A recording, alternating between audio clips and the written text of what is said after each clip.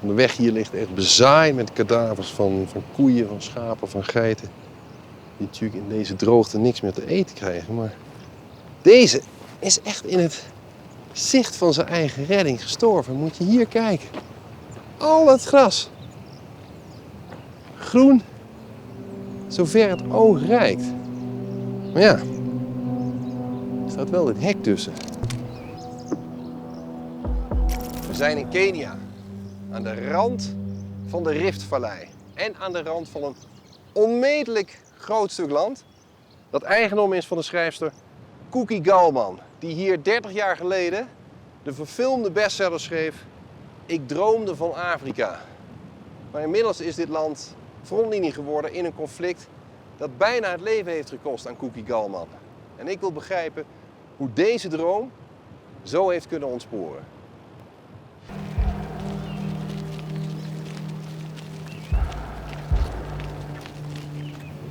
Deze koeien lopen op hun laatste benen.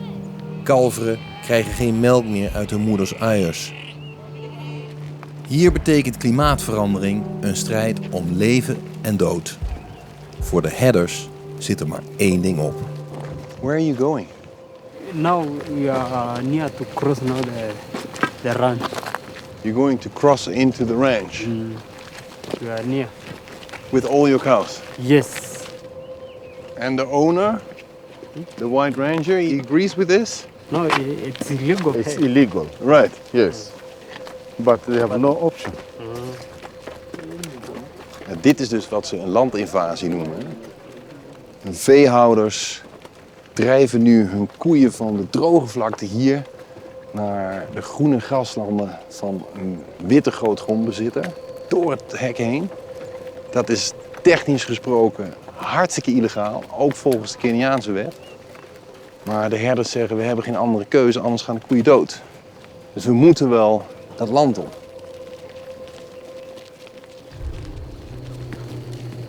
De volgende ochtend rijden we naar het natuurreservaat van Kuki Gallmann, dat een zwaar bewaakte vesting blijkt te zijn.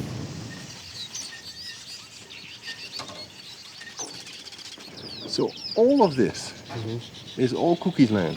From here Yeah. up to those hills If you want to drive all the way to the end, how long does it take? to the you end. drive? Yeah. Approximately 1 to 1.5 hours. 1.5 hours. Just driving. Just driving. Het land dat ze in de jaren 70 in handen kreeg is 400 vierkante kilometer groot. Het grootste privéreservaat in heel Kenia met alle ruimte voor 's lands grootste dieren.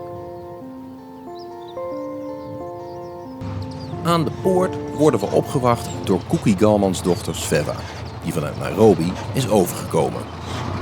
What is this? This is an MRAP, a mine-resistant anti-personnel carrier. And what are we going to do with that? Well, I mean, it's probably an overkill, Yeah. to be honest, but at the moment, because of the insecurity and stuff, Yeah. when traveling in and out, we've been going in and out in this. This is how you have to go into your own farm. At the moment, Really? yeah. That's quite a Yeah. way to visit your own home, huh?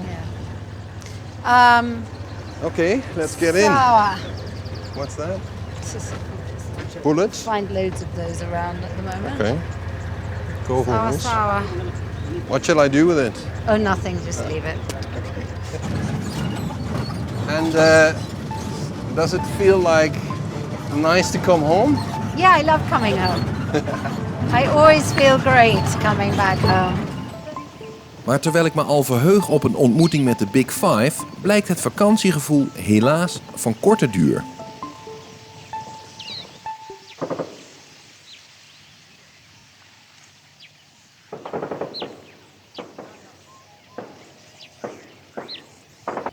Het begint me nu te dagen dat de Gallmanns een veel groter probleem hebben dan andere landeigenaren.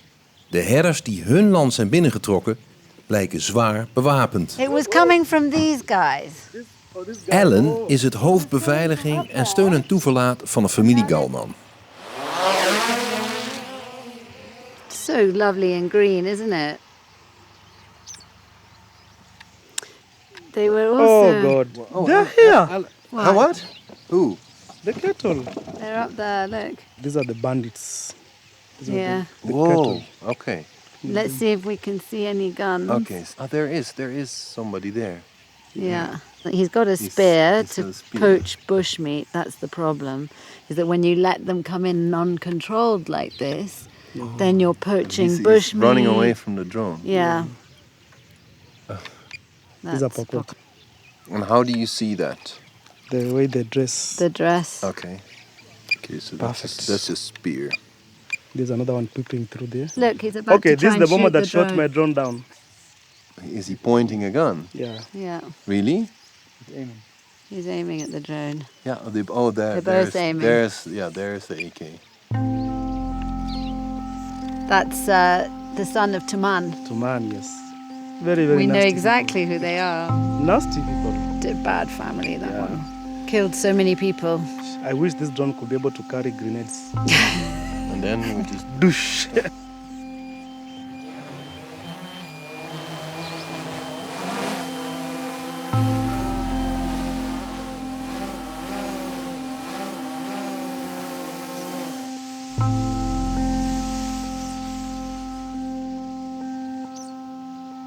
What happened to your mom? My mum got shot in 2021. There was Last year. last year, one afternoon, my mum, who was here, there was no issue at the time, came to teach my kids an Italian lesson, and then went off on a very random drive without even, as usual she does, she doesn't even tell us where she's going to go. Off she went, she bumped into a group of young men who were off on a retaliatory raid from the Kikuyu community to get back these cattle. And they put one gunshot through the door and it hit her under the leg, under the knee, How many times has your mom been shot? twice. Twice. Yeah.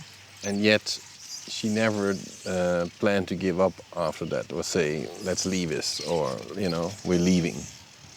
No, I think we need to see it through until no, she never said we're leaving. She's passionate about it. She's dedicated her whole life to it.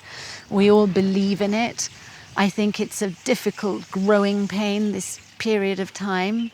And I think that our challenge is to find the solutions that stop this from happening. Do you feel that mission, the burden of that mission is now on you? Absolutely. Yeah? Yeah.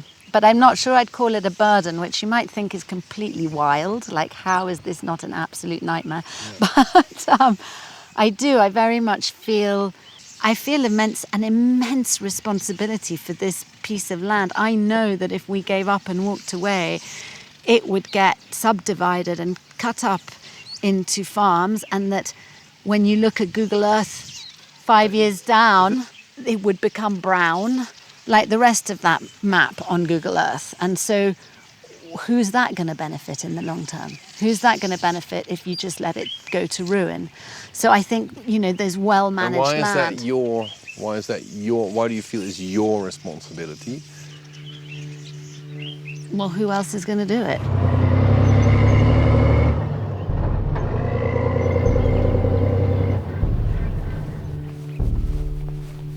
Ik ben benieuwd hoe de Kenianen buiten Kuki's wildreservaat hierover denken. And we believe in my culture, there's no way, you can own the land. It can't be a property. It can't be, mine. It's belong to all of us. Where would you say lies the root of the problem that Kuki has on the land now? It all sort of, go back to the colonial time. Because, what they did, they have taken, back to the land. And they give, the white people, the land.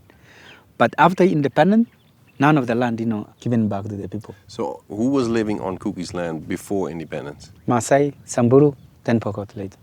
Pastoralists. Pastoralists. And what happened with them? They've just, moved out of that area. They have to create space for the settlers, the white settlers.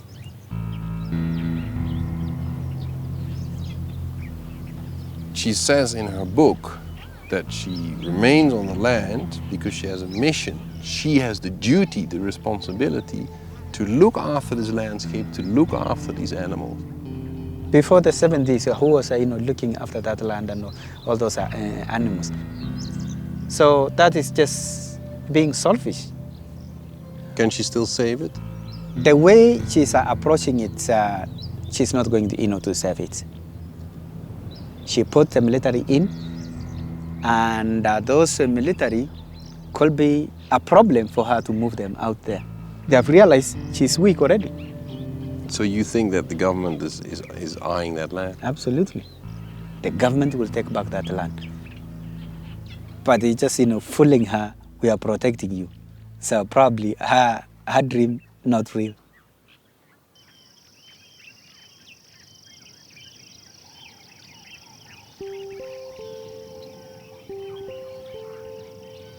Why would a person coming from Italy, a white person, feel that it was her duty to protect the land from the people that are living here originally?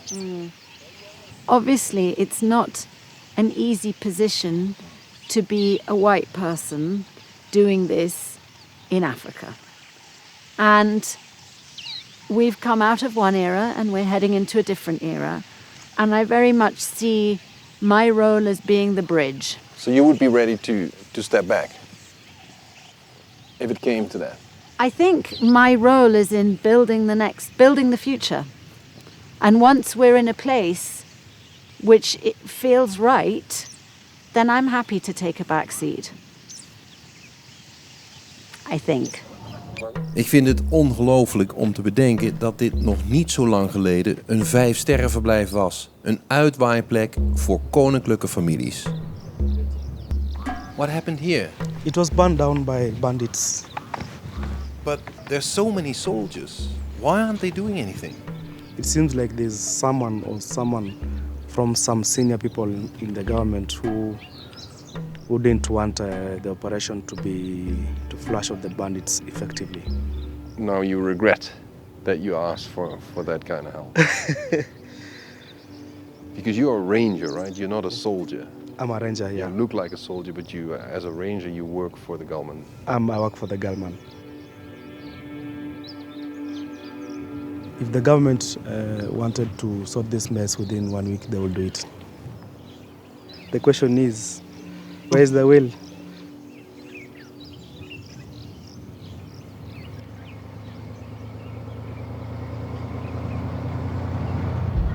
Na het bezoek aan de Gallmans heb ik meer vragen dan antwoorden. Want wie is nu Kuki's grootste vijand? De herders op haar land of het leger? Er zit maar één ding op. Ik moet praten met de gemeenschap die Kuki 2 maal heeft neergeschoten. De Pokot.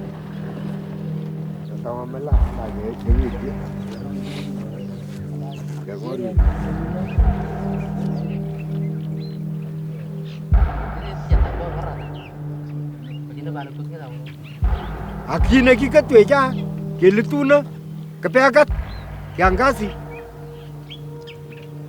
ele chanyu toleto ambisioni mi kabayuo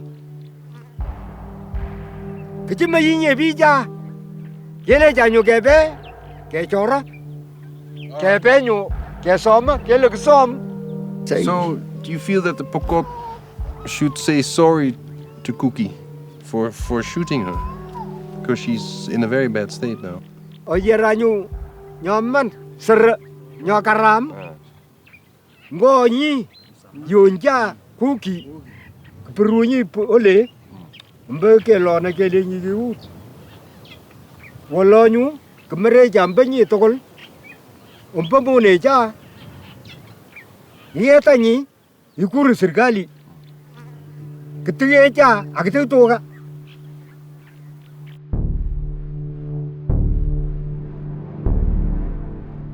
In de droombeelden die we in handen kregen kwamen we inderdaad deze video tegen van tientallen gedode koeien.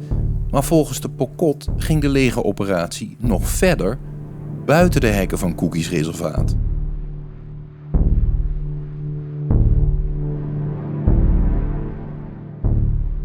Sasa nachomwa hii poma mara mbili yote kina katugulji ongitnyo manaini kebaro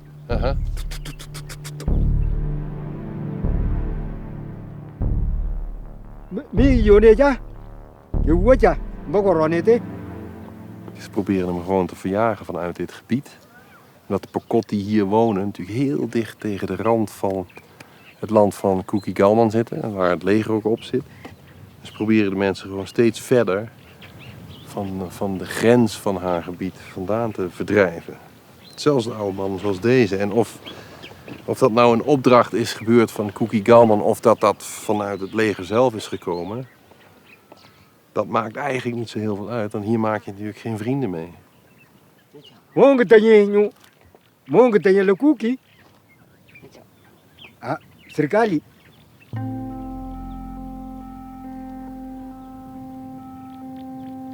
Hier wordt me duidelijk dat het gevecht om het beste land heeft geleid tot een eindeloze geweldspiraal tussen het leger en de gewapende herders. Een gevecht zonder winnaars en zonder zicht op een uitweg. Wat mijn bezoek aan Kenia leert is de ultieme consequentie van klimaatverandering. Een gevecht om het laatste stuk land waar je deze crisis kunt overleven. Het is jij of ik in dat gevecht. Tussen mens en dier, buur tegen buur. Die allemaal precies hetzelfde willen. Een veilig thuis. Wil je op de hoogte blijven? Abonneer je dan op de Frontlinie nieuwsbrief.